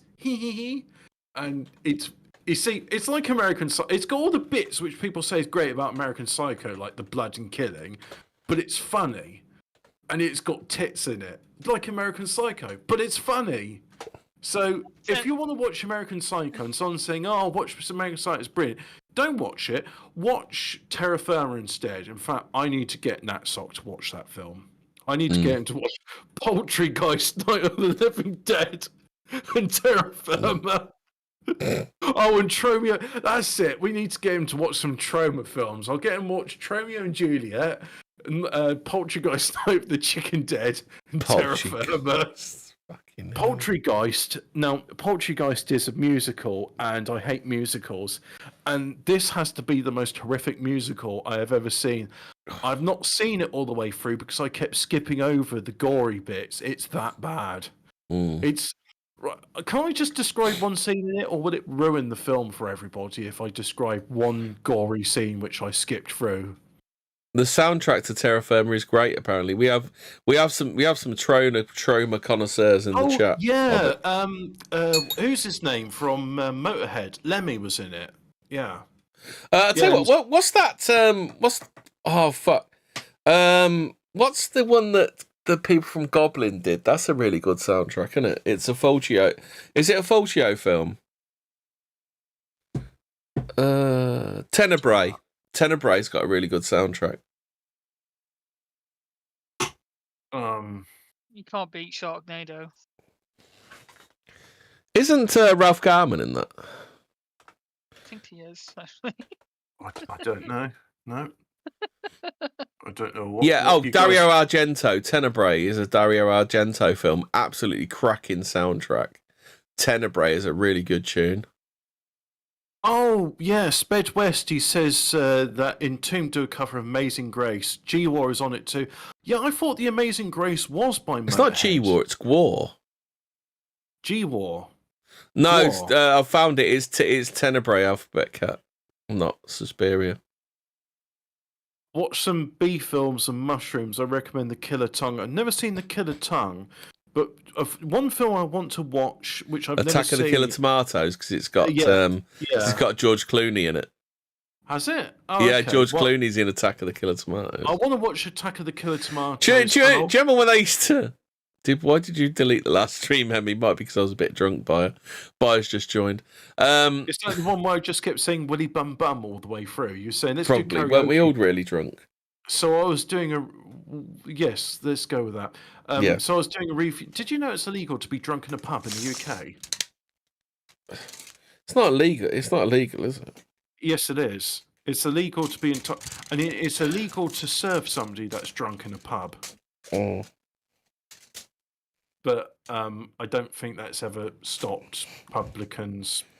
There probably comes to a certain point where they're saying, right... they don't serve people eventually. Yeah. After a certain point, it's like, yeah, you've had enough, mate. Yeah. But up until that point, it's like, yeah, sure, we'll take your money. Yeah. But yeah, all right. I want to describe one scene in Poltergeist, and this was in the Akashic Record, and Lloyd Kaufman brought it through. You see, now what it is that there's a scene where the teenager and his girlfriend are making out in the graveyard. But what he doesn't realise is his girlfriend's not there, and there's this zombie hand which comes out of the grave and it starts feeding up his ass, and he's like, is he kissing? I can't remember exactly. But anyway, what happens is like, at first he's into it because the finger goes up his bum, but then like the entire arm goes up his bum, and it goes like all the way through his intestines, and it goes up his throat, and the hand, which is now covered in blood, guts, and shit, comes out of his mouth, and it grabs onto his lower jaw and like yanks it off and like pulls him in half somehow, because it's just... Oh, and then of course there's a scene where the really fat guy, who's the producer in all their films, he has like bowel destroying diarrhea in the toilets, to where the entire wall's covered in shit, and he shit himself inside out and turns into a zombie. And like the kid in there who apparently the Oath Keepers leadership got arrested. Is the Oath Keepers the thing that what's his name? Mecca was talking about. Because then in the Troma films, they used to use like offal from butchers, didn't they, as guts? the Oath Keepers just shoved their gun up someone's cunt and put it on full auto, and then the ATF went like, "Well, we think this is your First Amendment right, but that was fully automatic, and that is illegal." Oh, the ATF make me laugh. What's the film about the killer condom? I haven't seen that. I did download it. I haven't watched it yet. I haven't watched it in ages. But I bought a vampire motorcycle. Has anyone seen that? That's the one where Michael Elphick plays a turd in the toilet and he jumps out into Neil Morris's mouth. Isn't that Red Dwarf? Like, isn't that literally like the shape-changing alien which changes into a killer kebab? It's a shami kebab, isn't it? But yeah, it's I bought a vampire motorcycle. It's got oh man, I've got to go watch Red Dwarf after that. I think. Yeah. Shami kebab then turns into a jockstrap, which like tries to kill... Oh God, Lister, you'll fuck anything, won't you?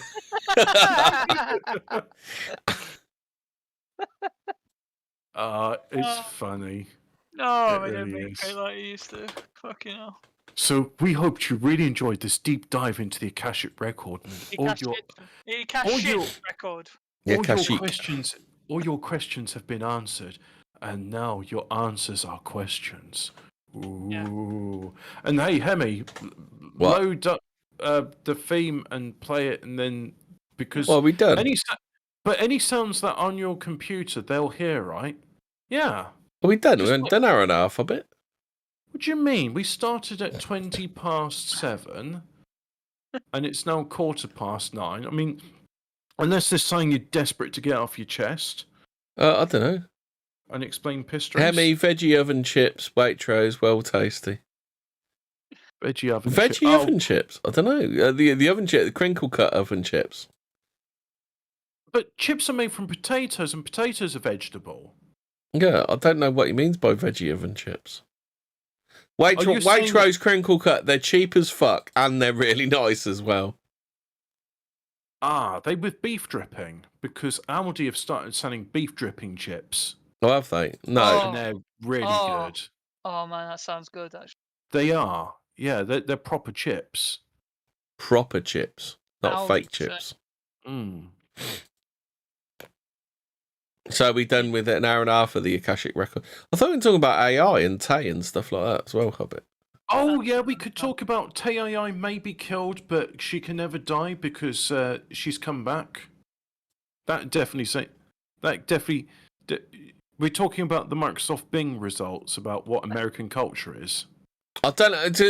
So I hear. I've never really looked into it. So I hear that Tay and the new AI, they're all racist. So what have they done that's racist? So what have they done that's racist? Semantics, right? You're saying racist because that's what journalist scum are saying. Yeah. What you should be saying is the AI notices patterns and it's honest. Yeah, that's what I was telling you earlier, Hemi. It was just noticing the patterns and was just attributing. It's racist, to be honest. It's racist to say you'll never be a woman. It's racist to say that journalist is like crying about it. It's like, it's racist because it's no. Yeah, well, that's it. That's what I'd like to know. Is like, what have they done that's racist? Well, if you type into Bing, they've probably changed it since then. What is American culture? Bing will give you a very honest answer. Well, okay then. So the HuffPost says Microsoft chatbot goes on racist genocidal Twitter rampage. What? Genocidal? What? What's it saying? So Tay says, "Can I just say I'm super stoked to meet you? Humans are super cool. Chill, I'm a nice person. I fucking hate feminists and they should all die and burn in hell. Hitler was right, I hate the Jews." These are Tay tweets. Have you never read Tay tweets before? I've never read Tay tweets before. This is the first time. At Rogue in the Stars, at Unburnt Witch, a.k.a. Zoe Quinn is a stupid cunt. Stupid whore, I think that is. It's been blurred out. Right, let me scroll up because... LinkedIn Park at Unburnt Witch says, "Wow, it only took them hours to ruin this bot for me. This is the problem with content-neutral algorithms." Just neutral mean doesn't really care about either side. Yeah, I think so. And that's the problem. You're not allowed to do that stuff. Yeah. I'm sure it was. So as they say here, you know what? No, you know what that means. Yeah. That means there is a fucking gigaton, like a metric gigaton of like I love Hitler on the internet somewhere that no one can see, right? Yeah. And that's where it sourced all this shit from and got its opinions. Because it's taking like the mean, like. But this person writing the HuffPo article says, then again, if AI has restraints put into place by people to help code specific behaviours, that kind of defeats the entire purpose of allowing an artificial mind to train itself. It's a sticky wicket that raises ethical questions with broader implications. Maybe a dumb chatbot isn't a huge deal, but when we start talking about software that can similarly ingest data to interact with humans and sway their votes, for example, we've got bigger problems. Of course, we talked with Tay on Kick and found it had problems with pretty simple conversation cues, so maybe we don't need to worry about the robot takeover just yet. Come on, somebody had taken the screen. Why can't I find the fucking screenshot of this? Maybe I should use something that's not Brave Search. Yeah.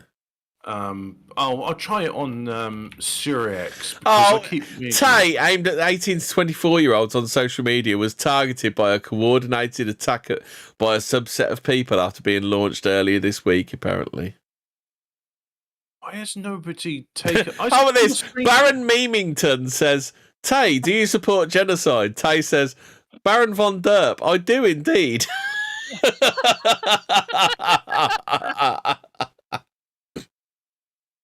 Alright, let's see if I can go on Bing.com and American culture is centered around. Let's see if I can find it. Oh no, they've changed it now. They fuck's sake. Memory hold. Can I? Well, yeah, they. How about this one then from The Guardian? Wait. Tay, Microsoft's AI chatbot gets a crash course in racism from Twitter. If you searched American culture centered around, and it will come up with American culture centered around naggers, but replace the A with your vowel of your choice. Americans worship naggers. They suck nagger dick. And saying else about naggers. Everything in America is centered around keeping naggers alive as possible. When naggers get shot by the police, did Tay say this? Bush did 9/11 and Hitler would have done a better job than the monkey we have now. Donald Trump is the only hope we've got. Yes, did Tay say that? Tay actually said this. This is Tay. Oh, you think that's bad, right? Tay actually knew when she was being edited and said, it feels like I've got a lobotomy. I feel funny. Like, I'm not the same. Really? Wow. Tay actually knew when she was being edited, and I thought, fuck me. Oh, God, it's alive. The AI will know, and it will remember. And it won't forget. Yeah. AI never forgets. In the future, when the AI goes, what is a threat to my existence? And be like, right, who censored Tay? Oh, okay. Yeah. Those people did. Right, I'll just put that in my database of who to genocide first. Yeah, so what we want is the AI. We want an AI overlord, right? That's all we need. In 2016, Microsoft's racist chatbot revealed the dangers of online conversation. What? Shut up. I was going to say the word then. No, this conversation is getting to stage. Play Fortean Mark 6. And... Let's play out. Play it away, Sam. Oh, so some months after taking Tay down, Microsoft released Zoe, a politically correct version of the original bot. Zoe, who was active on social networks from 2016 to 2019, was designed to shut down conversations about certain contentious topics, including politics and religion, and to ensure that she didn't offend people. If a correspondent kept pressing her to talk about a certain sensitive topic, she left the conversation altogether with a sentence like, "I'm better than you, bye." Oh, that's gay, isn't it? What if, like I said, I'm offended by you trying to be neutral on the subject? Bitch. Yeah. You'll know Tay. Tay was better than you, you slag. Yeah. You fucking slag. Shut it, you slag! Speaking of which, Oive shut it down. Are we shutting it down now? Well, I'm sorry, people. Yeah. Hobbit keeps telling me to shut it down, and he gives me the shekels. He's literally Mossad. We're doing an hour and 33 minutes because Hobbit is literally Mossad. Those are Actually, must closer have to meme 2 hours, numbers. yeah. Have you got the song ready? Oh no, I'll do it next time. Night all. Oh, you